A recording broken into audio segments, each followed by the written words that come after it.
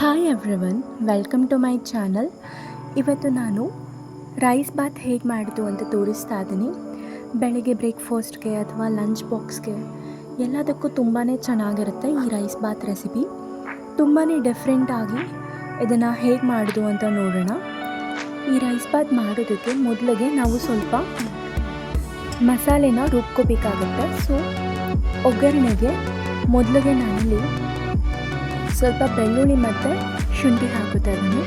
ಬೆಳ್ಳುಳ್ಳಿ ಎಲ್ಲ golden brown colour ಬರೋವರೆಗೂ ಇದನ್ನ 1-2-3 ನಿಮಿಷ ಫ್ರೈ ಮಾಡ್ಕೋಬೇಕಾಗತ್ತೆ.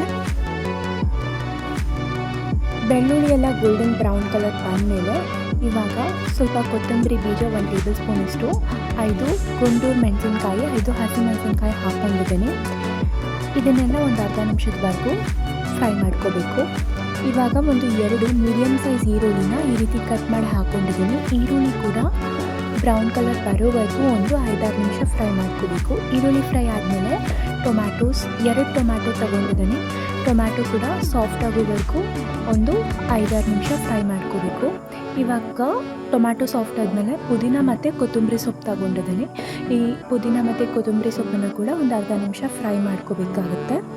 ಇದೆಲ್ಲ ಫ್ರೈ ಆದಮೇಲೆ ಕೊನೆಯಲ್ಲಿ ಕಾಯಿ ತುರಿ ತೊಗೊಂಡಿದ್ದೀನಿ.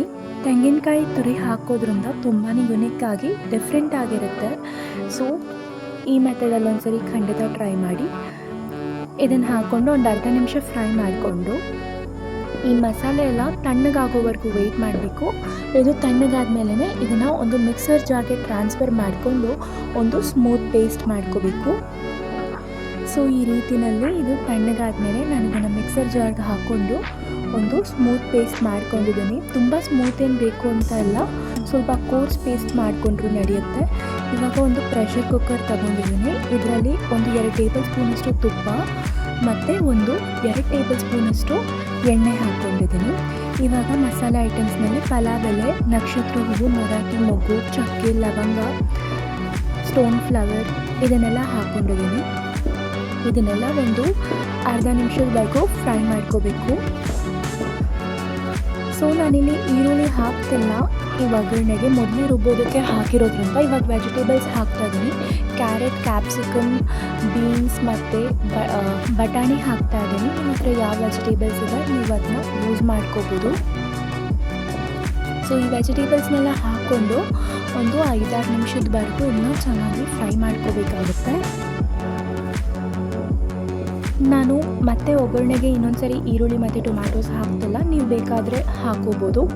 ಇವಾಗ ಇಲ್ಲಿ ರುಚಿಗೆ ತಕ್ಕಷ್ಟು ಉಪ್ಪನ್ನು ಸೇರಿಸ್ತಾ ಇದ್ದೀನಿ. ಜೊತೆಗೆ ಒಂದು ಅರ್ಧ ಟೇಬಲ್ ಸ್ಪೂನಷ್ಟು ಅರಿಶಿನ ಪುಡಿ ಮತ್ತು ಉಪ್ಪು ಹಾಕಿ ಇದನ್ನು ಒಂದು 5-6 ನಿಮಿಷ ಚೆನ್ನಾಗಿ ಫ್ರೈ ಮಾಡ್ಕೋಬೇಕು.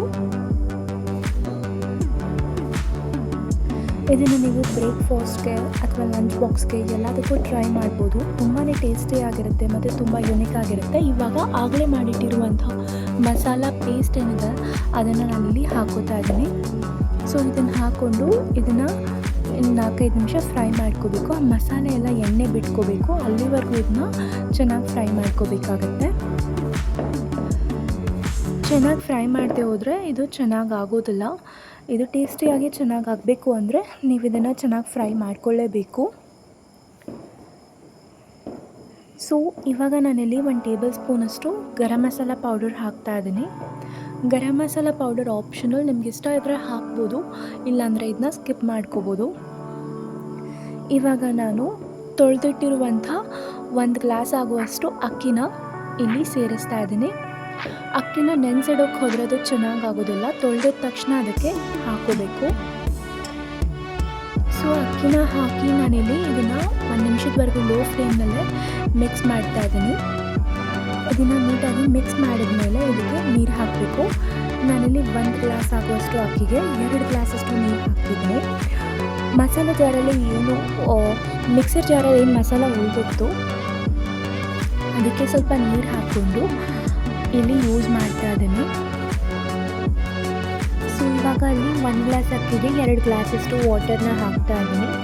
ಸೊ ಇವಾಗ ನೀರು ಹಾಕ್ಕೊಂಡು ಇದು ನೀರು ಕುದಿಯೋದಕ್ಕೆ ಬಿಡಬೇಕು. ನೀರು ಕುದಿಯೋದಕ್ಕಿಂತ ಮುಂಚೆ ಪ್ರೆಷರ್ ಕುಕ್ಕರ್ ಲಿಡ್ನ ಕ್ಲೋಸ್ ಮಾಡಬಾರ್ದು, ಚೆನ್ನಾಗಾಗೋದಿಲ್ಲ. ನೀರು ಕುದಿಯೋದಕ್ಕೆ ಶುರು ಮಾಡಿದ್ಮೇಲೆ ಇದನ್ನು ಕ್ಲೋಸ್ ಮಾಡ್ಕೋಬೇಕು. ಸೊ ನಾನಿಲ್ಲಿ ಇವಾಗ ನೀರು ಕುದೀತಿದೆ, ಸೊ ನಾನು ಇದನ್ನು ಕ್ಲೋಸ್ ಮಾಡ್ತೀನಿ. ನಾವಿದನ್ನ ಹೈ ಫ್ಲೇಮ್ನಲ್ಲಿ 1 ವಿಸಲ್ ಆಗೋವರೆಗೂ ಬೇಯಿಸ್ಕೋಬೇಕು. ಹೈ ಫ್ಲೇಮ್ನಲ್ಲಿ 1 ವಿಸಲ್ ಆದಮೇಲೆ ಗ್ಯಾಸ್ ಫ್ಲೇಮ್ನ ಆಫ್ ಮಾಡ್ಕೋಬೇಕು. ಆಮೇಲೆ ಪ್ರೆಷರ್ ಕುಕ್ಕರ್ ತಾನೇ ತಣ್ಣಗಾಗೋವರೆಗೂ ವೆಯ್ಟ್ ಮಾಡಬೇಕು. ಸೊ ಇವಾಗ ಹೈ ಫ್ಲೇಮ್ನಲ್ಲಿ 1 ವಿಸಲ್ ಆಗಿದೆ, ನಾನು ಗ್ಯಾಸ್ ಫ್ಲೇಮ್ನ ಆಫ್ ಮಾಡ್ಕೊಂಡಿದ್ದೀನಿ. ಇವಾಗ ಪ್ರೆಷರ್ ಕುಕ್ಕರ್ ತಾನೇ ತಣ್ಣಗಾಗಬೇಕು, ಪ್ರೆಷರೆಲ್ಲ ಹೋಗಬೇಕು, ಅದಾದಮೇಲೆ ಓಪನ್ ಮಾಡಬೇಕು. ಸೊ ನಾನಿವಾಗ ಇಲ್ಲಿ ಓಪನ್ ಮಾಡ್ತಾ ಇದ್ದೀನಿ.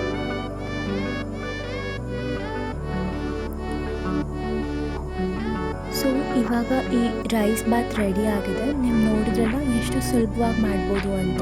ಇದನ್ನು ಒಂದ್ಸರಿ ಕಲಿಸ್ಕೊತಾ ಇದ್ದೀನಿ. ಮಾರ್ನಿಂಗ್ ಬ್ರೇಕ್ಫಾಸ್ಟ್ಗೆ ಅಥವಾ ಲಂಚ್ ಬಾಕ್ಸ್ಗೆ ಯಾವುದಕ್ಕೆ ಕೂಡ ನೀವು ಇದನ್ನು ಟ್ರೈ ಮಾಡ್ಬೋದು. ತುಂಬಾ ಯೂನಿಕಾಗಿ ಟೇಸ್ಟಿಯಾಗಿರುತ್ತೆ. ನಾನು ಹೇಳಿರುವಂಥ ಈ ಮೆಥಡಲ್ಲಿ ಒಂದ್ಸರಿ ಮಾಡಿ ನೋಡಿ, ನಿಮಗೆ ಖಂಡಿತ ಇಷ್ಟ ಆಗುತ್ತೆ.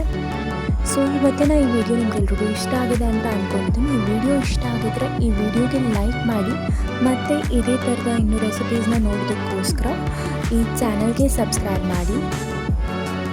Thank you for watching.